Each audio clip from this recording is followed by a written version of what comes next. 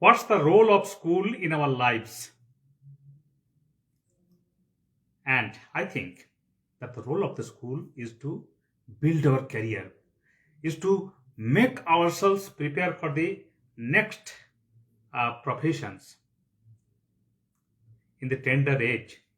The student goes to the school not only to learn some curricular activity and the reading, but also they know how to talk with their peer group, with their friends and the teachers. And all these are very important for making yourself prepared for your real life situation after passing the schools, after passing the university college degree. So, in a short, the role of school is your upliftment tool so that it can raise you, it can uplift you up to the fullest potential you can use. Now, what if the school become painful for some guys and girls? It happens. There are a lot of reports that some of the guys and the girls are subjected to bully in this school. For them, going to school becomes nightmare. Let me ask you a question. Is it a crime to feel drowsy for a 10 years old boy? Definitely you will say that it is not a crime. Then for what reasons that guy was punished by just tearing the hair from these portions? And it is quite painful for that guy. Those hairs, bunch of hairs were uprooted, and that poor guy had to suffer for a couple of days because of that pain, because of just feeling drowsy. What if a student, if a boy is a lean and thin, but for being lean and thin, he was treated like a criminal, just like he was compared with seeds of pumpkin, and not for one time, for the joke, repeatedly, day after day, that guy was subjected to bully. So what kind of feelings, what kind of thinking can go in the mind of the little brain for that student? Can you imagine? For your information, for that unfortunate and poor guy was me, Gautam Chakraborty. Both the case was subjected to me in class 6 and class 7 respectively in different school. In the class 6, one of the teachers just teared my hair from this area. It is so painful. I don't know whether he was trying to pull my ear or the hair. Ultimately, I was punished with painful feelings. And this is a quite unacceptable, quite undesirable thing. Till now, that sad memory is inside my heart. It's a painful. I forgave that teacher, but I never forgot.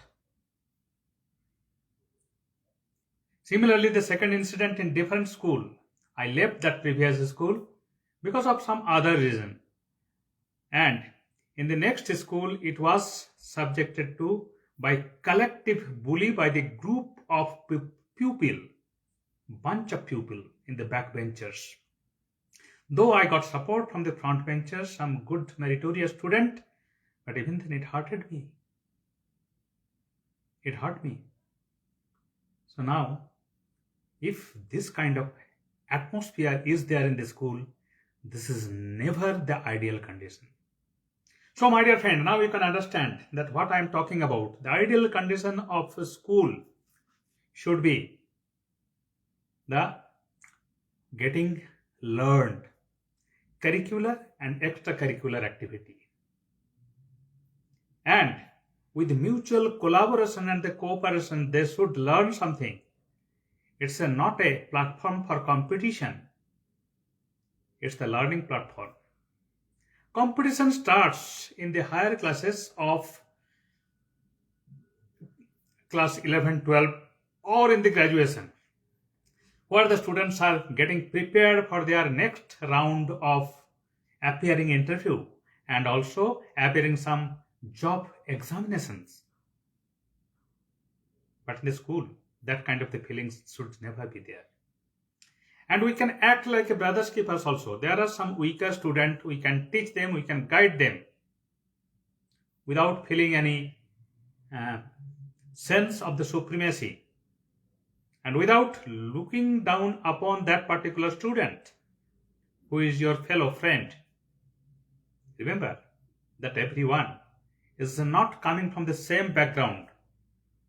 There are many downtrodden students who came for the expectation of some better prospect, and it is the expectations in the eyes of their parents, because for each parent, their boys and the girls are the piece of the pearl. They have a lot of expectation. They all think that their sons and daughters' life must be better than their lives itself. And that's why we must create some amicable atmosphere to learn the practical and also the theoretical thing in the school. So this is my ideal atmosphere in the school, ideal environment of the school, to give the equal opportunity for everyone. In some cases, the teacher has some particular inclination to some particular students only because they are meritorious. But as a teacher, I can expect that they should give their equal attention. They should give their equal attention to all the students in the class.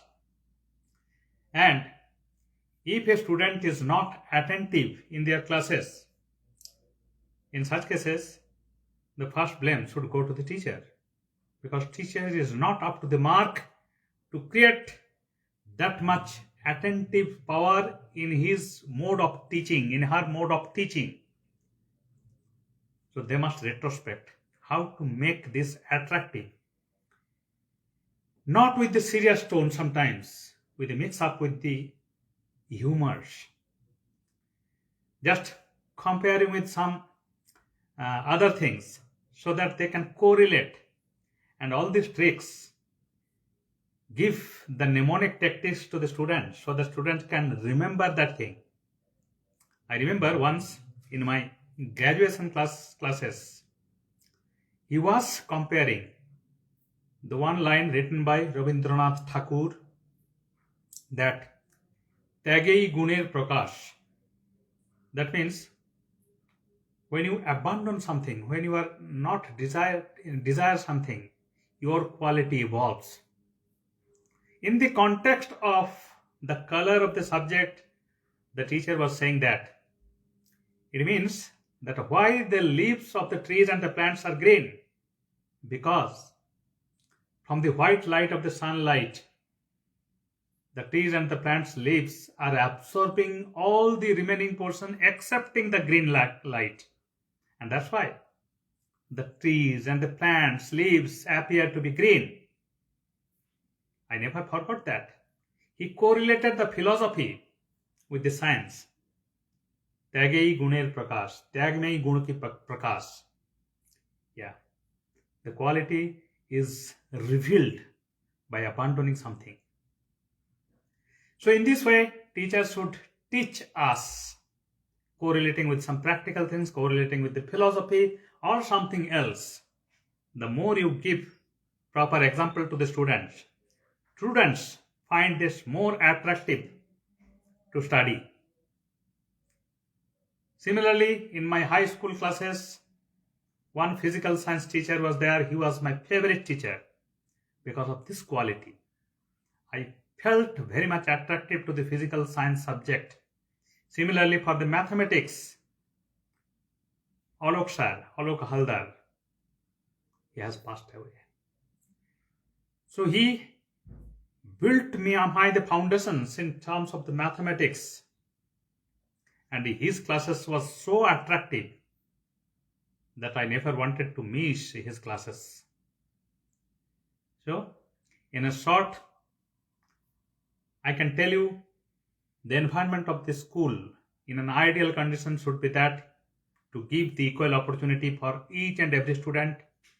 There should not be any bully by any students, and that amicable atmosphere should be in the aim of giving the theoretical knowledge as well as the practical knowledge which can be used in their practical life later on. And apart from the curricular things, the teachers should organize some sorts of the debate occasionally or in some event so that the students can develop the speaking power, the communication skills. All this matters in our life. If we can create that kind of the golden environment, I'm sure that in the near future, India can produce more and more talented guys and girls who can lead the world, not only our country, who can raise the economic status of our country up to the pinnacle. Entire world will see and clap for our performance as a country. Definitely, in a country of 1.45 billion, if in the each district, each school pay attention to create such ideal schools, you can imagine that how many talented students we can produce in those schools. So that is the magic. And you know that once we can create this kind of the atmosphere, it is a contagious in nature. Seeing that, looking at that performance, the nearby, in this vicinity, other schools also may emulate the same kind of the performance.